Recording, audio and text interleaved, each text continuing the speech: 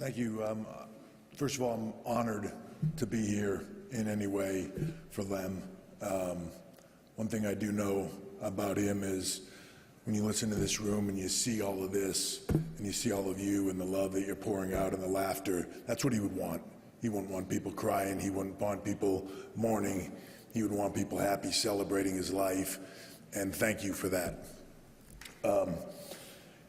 I grew up a kid, just probably like a lot of people in this room, fan of his music, got in the wrestling business, became successful enough to where I finally reached a point where I could have some input into what my entrance music was. And entrance music for what we do, as all of you would know, it's music creates the image. Music creates the emotion and the feel for what you do. It can create a character and it can mean success.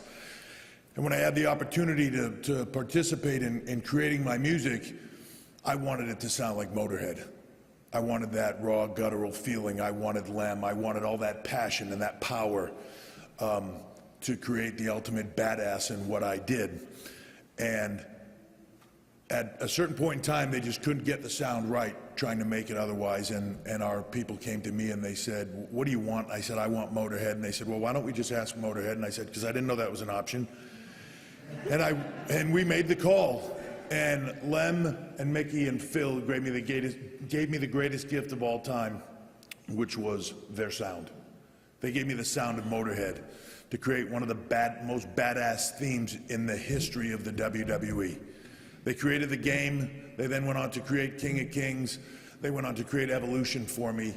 And it was this amazing partnership. And trust me, if you're not a fan of what we do, if you're in a stadium with about 80,000 people in it and you're coming up on a riser onto a stage with smoke all around you, with the world title around your waist, and you look to your side as you come up with lasers and pyro and Motorhead playing and fucking Lemmy is standing next to you singing about you, it is the most kick-ass thing of all time.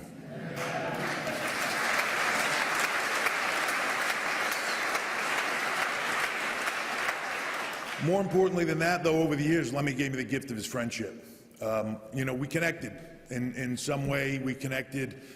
He would always come whenever he was in town and we were in town. Most often it would be Staples Center, but London, wherever we were.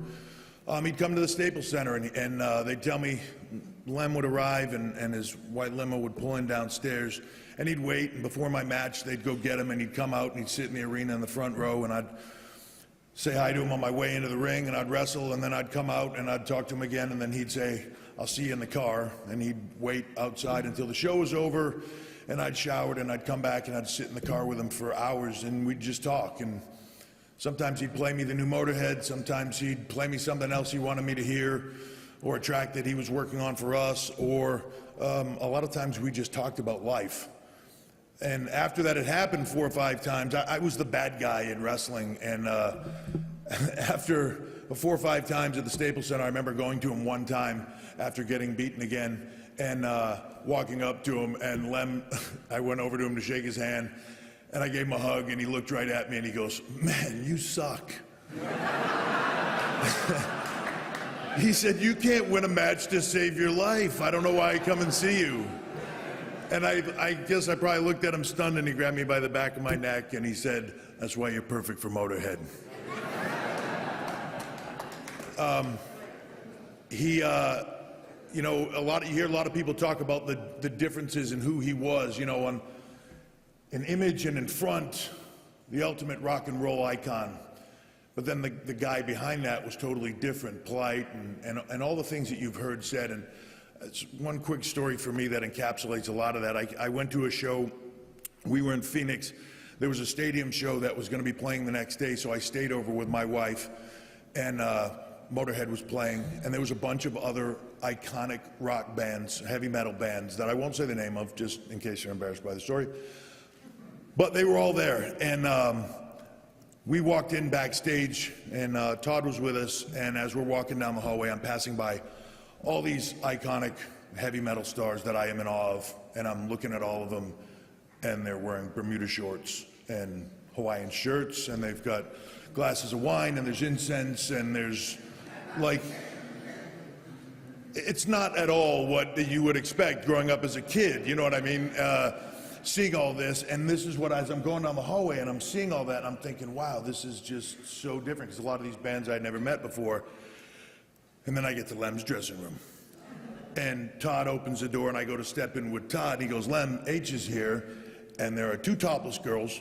There's a pile of blow, a bunch of pills. Lem has a towel on and another towel on his head, like a big giant turban. And he's like, come in. And as I go to step through, he says, with Steph, my wife. And Lem goes, shit, close the door. And they close the door. We stepped out, closed the door. A couple minutes go by, we open the door back up to step in. Now with my wife, everybody has clothes on, Lem's got pants on. The drugs are miraculously gone off the table, which I'm only assuming he did all of. And he still did have he was in front of my wife, very respectful. And you know, in some way, the ultimate gentleman. And that was always the coolest thing about Lem. We had this friendship. We wouldn't see each other for years, and then we'd see each other, and it was like no time passed, and we'd just catch up. About maybe 2 months ago for WWE, sensing everything that was going on, we connected with Todd and asked if it would be possible to sit and interview Lem, because I thought it would be important, and I don't know if anybody else was going to do it. And we met at the Rainbow, and I had seen Lem 6 months earlier, and he didn't look good. Maybe a year earlier, he didn't look good. And when he showed up that day, man, it was like the clock had rewound 10 years, right, Todd? I mean, we spent 2 hours doing an interview. He laughed the whole time. He told jokes. He was as upbeat as could be. I mean, when it was over, he was like, that's it? You want to do more? It was just the coolest thing, and that is how I will remember him, as just that beacon of strength and laughter and just all of it. The thing I will say about Lem, whether he meant to do it or not, is he was an inspiration of how do you live your life. Live your life for you. Do what you want to do.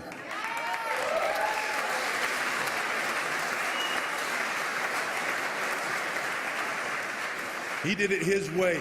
He did it his way right until the last day. And if there is a better way to go out, I don't know what it is. That is what it is about in life. And he was an inspiration, probably an inspiration, as you heard today, to a lot of people in this room. He was the inspiration for you to go out and be an inspiration to millions of kids who will go on to be that inspiration. That is his gift to the world. And I can't think of a better gift. I can't think of a better man. And I'm honored to be up here. And Lem, we'll see you down the road, my friend.